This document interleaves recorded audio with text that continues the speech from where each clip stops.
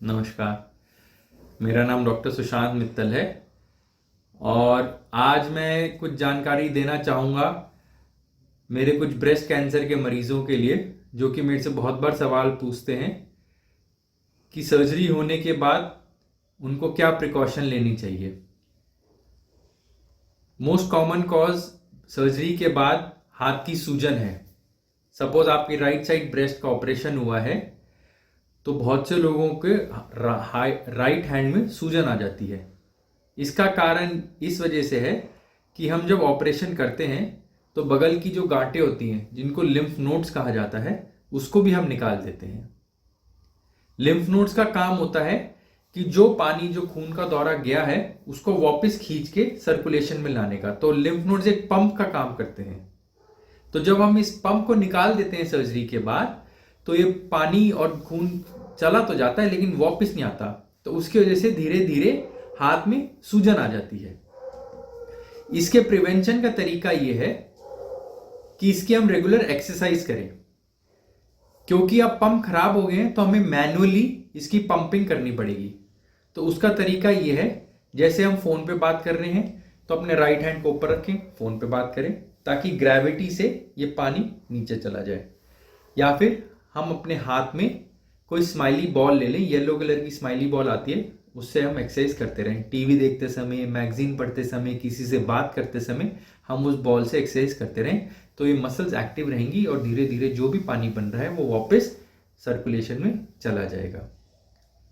तीसरा तरीका ये है कि हम इसकी एक्सरसाइज करें। एक्सरसाइज, नॉर्मल एक्सरसाइज जो हम बचपन में स्कूल में सीखते हैं, पीटी एक्सरसाइजेस, हाथ ऐसे रख के घुमाने वाली, क्लॉकवाइज, एंटी क्लॉकवाइज, हाथ को ऐसे रख के पीछे ले जाना है, इस हाथ को ऐसे रख के पीछे ले जाना है, हाथ को ऊपर ले जाएं, नीचे लाएं। जैसे आपकी राइट साइड की सर्जरी हुई है तो धीरे धीरे उंगलियां उठा के ऊपर ले जाने की कोशिश करें और दीवार के पास आते रहें, ताकि आपका हाथ खुले, मसल्स की टाइटनेस कम हो, आपकी जो स्टिफनेस है वो कम हो। शुरू में थोड़ा दिक्कत महसूस होती है, लेकिन धीरे धीरे करके आप इस चीज को ओवरकम कर सकते हैं। जितनी देर आप एक्सरसाइज करेंगे उतना अच्छा आपके लिए रहेगा, लेकिन जितनी देरी से आप एक्सरसाइज शुरू करेंगे उतना आपको नुकसान रहेगा। तो सर्जरी के बाद जब आपके टाके निकल जाएं, दर्द कम हो जाए, टाके भर गए हों, उसके बाद आपको ये एक्सरसाइजेस शुरू कर देनी चाहिए। बहुत अच्छी एक्सरसाइज एक ये भी है, जैसे हाथ में जिनको स्वेलिंग हो गई है, जो एक्सरसाइज करने के बावजूद भी नहीं जा रही, या जो लोग एक्सरसाइज नहीं कर रहे उनको सूजन आ गई है, तो उसके लिए एक्सरसाइज है कि हाथ को ऐसे रख के पहले जैसे आम के गूदे को गलाते हैं, ऐसी हाथ में जो ये पानी इकट्ठा हो गया है इसको नरम करें, इसको ऐसे दबाएं, इसको 5-7 मिनट दबा के ये जब नरम हो जाए तो फर्म हाथों से इसको ऐसे लेके जाएं और इस पानी को ड्रेन कर दें चेस्ट में। फिर हाथ को यहाँ से ले जाके फिर ड्रेन कर दें पेट तक, इसको फिर ड्रेन कर दें गर्दन तक। इससे ड्रेन करने से, इसको मैनुअल पंपिंग कहते हैं, जिसकी वजह से आपकी ये सूजन धीरे धीरे धीरे करके खत्म हो जाएगी।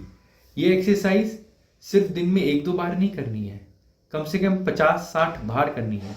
मैंने देखा है बहुत से मरीज कहते हैं हमने सुबह कर ली, हमने शाम को कर ली। ऐसा नहीं, जब भी मौका मिले तब करिए। सबसे ज़्यादा ज़रूरी है कि आपके जो हस्बैंड्स हैं, बेटे हैं, बहू हैं, वो आपको मोटिवेट करें और वो भी आपको एक्सरसाइज करने में हेल्प करें।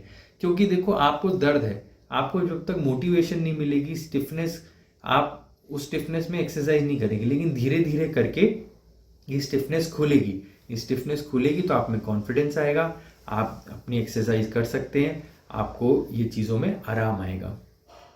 और इन बातों का ख्याल रखना है कि आपने कोई भारी चीज़ें नहीं उठानी। ज़्यादातर लोग क्या है, जैसे नहाते समय बाल्टी उठा के यहाँ से यहाँ रख दी, 20 किलो की बाल्टी, 20 लीटर पानी की बाल्टी उठा के साइड में रख दी, वो नहीं रखनी है। मजबूरी है तो मेड को बुलाइए, बहुत ही ज़्यादा दिक्कत है तो दोनों हाथों से हल्का सामान उठाएं। किचन में भारी भारी 10-10, 20-20 किलो की आटे की बोरियां उठा उठा के साइड में ना रखें। बच्चे, जो आपके छोटे बच्चे, ग्रैंड डॉटर हैं, बच्चे हैं, उनको अगर आपने गोद में उठाना है तो दूसरी साइड से उठाएं। कोशिश करें कि इस हाथ पे, देखो आप इस हाथ पे वजन डालोगे, जितना वजन डालोगे उतना खून का सर्कुलेशन बढ़ेगा, उतना पानी आएगा और उतनी आपको वापस ड्रेन करनी पड़ेगी। तो जिस साइड की सर्जरी हुई है उस साइड पे आपने कम से कम भार उठाना है, कम से कम भारी चीजें उठानी है। हम ये भी कहते हैं कि इस हाथ में कोई इंजेक्शन ना लगवाएं, ना कांच की चूड़ियां पहने, क्योंकि अगर कोई इंजेक्शन लगवाएंगे उससे इन्फेक्शन हो गया तो क्योंकि ये लिम्फ नोड्स निकल गए हैं तो वो इन्फेक्शन फैलने का डर रहता है। या फिर कांच की चूड़ी टूट गई और वो हाथ में कट मार गया तो उससे इन्फेक्शन होने का डर रहता है। प्रेफरेबली जब आपके हाथ की सूजन ठीक हो जाए, आप कॉन्फिडेंट हो जाए, तो मेटल के आप पहन सकते हैं, क्योंकि मेटल के टूटने के चांसेस नहीं है और वो उससे चोट नहीं लगेगी। दूसरी बात, ब्लड प्रेशर लेना भी ठीक नहीं रहता। कोशिश कीजिए कि दूसरी साइड पे ब्लड प्रेशर लें ताकि आपके हाथ को कम से कम यूज करें। इसका ये मतलब नहीं आप हाथ को यूज ही ना करें, हाथ को यूज करना बहुत जरूरी है, एक्सरसाइज करना बहुत जरूरी है, तभी इस चीज का फायदा होगा। क्योंकि जितनी आप एक्सरसाइज करेंगे उतना ही आपका ये पानी ड्रेन आउट होता चला जाएगा। आई होप इससे आपको काफी बेनिफिट मिला होगा इस जानकारी से। तो टेक होम मैसेज ये है, फर्स्ट स्टेप एक्सरसाइज करनी है, नॉर्मल पीटी वाली, हाथ उठाने वाली, दीवार के साथ चिपक के चलने वाली। सेकंड स्टेप, स्माइली बॉल लेके उससे एक्सरसाइज करनी है। फोन पे बात कर रहे हैं, हाथ ऊपर रखनी है, मैगजीन पढ़ रहे हैं, हाथ ऊपर रखिए ताकि ग्रेविटेशन से फ्लूइड नीचे चला जाए। तीसरा, जो आपके रिलेटिव हैं वो आपको मोटिवेट करें कि एक्सरसाइज करनी है, और जो इसे मैंने आपको बताया कि इसको कैसे नरम करके इसको ड्रेन आउट करना है।